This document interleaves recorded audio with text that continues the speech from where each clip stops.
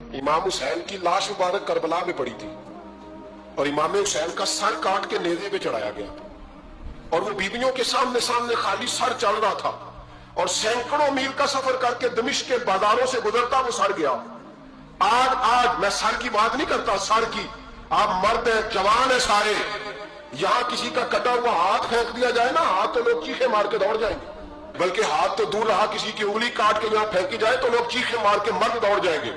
लेकिन कटा हुआ सर देखा, लाशें देखे। यजीद का दरबार आया, बीबी साहबा को ना ऐसे औरतों ने अपने हाले में लिया है। सैयदा ज़ैनब वहां बैठ गई, तो जब बोला ना यजीद दरबार में, कहने लगा कि देखो अल्लाह ने इज्जत वालों को इज्जत दी, माज अल्लाह सुम्मा माज अल्लाह। और मेरे मुखालिफिन का क्या अशर हुआ जब उसने देखे ना, एक आदमी मजबूर है, मकहूर है, इतना लंबा सफर है, गुर्बत है, प्यास है, बीमारी है, क्या अंदाज है। जब इस आलम में यजीद के दरबार में उसने गुस्ताखी की इमाम हुसैन की। यहां लोग कहते हैं किसी को कुछ ना कहो, कि क्यों ना कुछ कहे, जो सैयदना इमाम हुसैन के बारे में बात करेगा जुबानें खींचेंगे उसकी, जो सहाबा के बारे में बात करेगा हम करने देते हैं। ये क्या बात हुई, गुस्ताखी करना, बेअदबी करना, ये कौन सा दीन है? ये तो तुम बेद ही नहीं फैला रहे हो। सुनो, जब उसने बेअदबी की तो सैयदा ज़ैनब चुप नहीं रही, बल्कि हजरत ज़ैनब बोली और खड़ी हुई और आपने तिलावत की कुरान मजीद की और आयतें पढ़ी, कहने लगी वतुइज़्ज़ु मन तशा वतुज़िल्लु मन तशा बियदिकल खैर। और आप फरमाने लगी यजीद तू कहता है तेरे मुखालिफीन पसपा हो गए, तुझे इज्जत मिली। आप फरमाने लगे ये तेरा दरबार है ना, ये तेरा सजा हुआ है ना, तेरा इस वक्त डंडा चलता है ना। फरमाने लगी चंद साल ठहर जा, तेरे ऊपर लोग लानते बरसाएंगे। और फरमाया जब जुमे पढ़े जाएंगे तो लोग मेरे हुसैन के नाम के खुतबे पढ़ेंगे। फरमाया आज ये तेरा दरबार है ना। हजरत नौमान बिन बशीर सहाबी रसूल थे, वो कहते हैं मेरे करीब एक नाबीना सहाबी बैठा था, सुनो सुनो हवाला मैं दिखाऊंगा।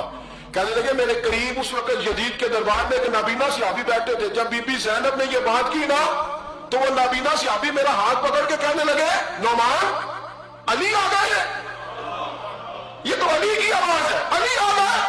जिब्रील अली बोल रहे हो जैसे, हिकमत के गौहर रोल रहे हो जैसे, दरबार दमिश्क में वो ज़ैनब का खिताब मिंबर पे अली बोल रहे हो जैसे। कहने लगे अली आ गए, अली, ये तो अली की आवाज है। जनाब नौमान बिन बशीर कहने लगे नहीं, अली जब बोलते थे तो बड़ा रंग होता था, अभी तो ज़ैनब खुल के बोल ही नहीं रही, अभी तो ज़ैनब सताई हुई है, अभी तो ज़ैनब जख्म खा के आई है, अभी तो ज़ैनब प्यासी है।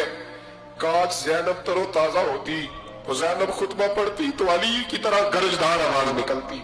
यजीद के महल कांपते, जिब्रील अमीन बोल रहे हो जैसे, हिकमत के गोहर रोल रहे हो जैसे, दरबार दमिश्क में बीबी ज़ैनब का खिताब मिंबर पे अली बोल रहे हो जैसे। वो मिस्कीनों की तरह मिन्नतें नहीं कर रहे थे, हाय पानी उनका मिजाज ही नहीं था, बल्कि वो दलेर लोग थे, दलेर, और बर मौका बर महल बोलते थे। यजीद आया दरबार में, जब ये सारा काफिला वहां पहुंचा तो यजीद दरबार में आया,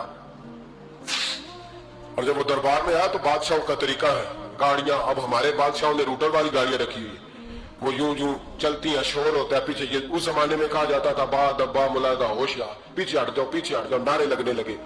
तो यजीद का एक नाखलफ बेटा इमाम ज़ैनुल आबिदीन से कहने लगा तेरा बाप कहाँ है, देख ये मेरे बाप दादा के नारे, देख मेरे बाप के नारे, तेरे किधर है। अभी ये बात शुरू उसने की थी कि दमिश्क की जामे मस्जिद में जोर की अज़ान हो गई, और जब मुअज्जिन ने कहा ना अशहदु अन्ना मुहम्मदर रसूलुल्लाह, तो इमाम ज़ैनुल आबिदीन उसका हाथ पकड़ के कहने लगे ये मेरे नाना के नारे लग रहे हैं, अगर तेरा है तो बता, ये मेरे नाना के नारे। और फरमाया तेरे बाप के 2-2.5 साल लगेंगे, मेरे नाने के कयामत के बाद भी लगेंगे, मेरे नाने के नारे कयामत के ये लगते रहेंगे, लग रहे हैं और लगते थे और लगते रहे। मेरे भाई याद रखो, दलेरी, हिम्मत, पहली बात इनसे प्यार करना, दूसरा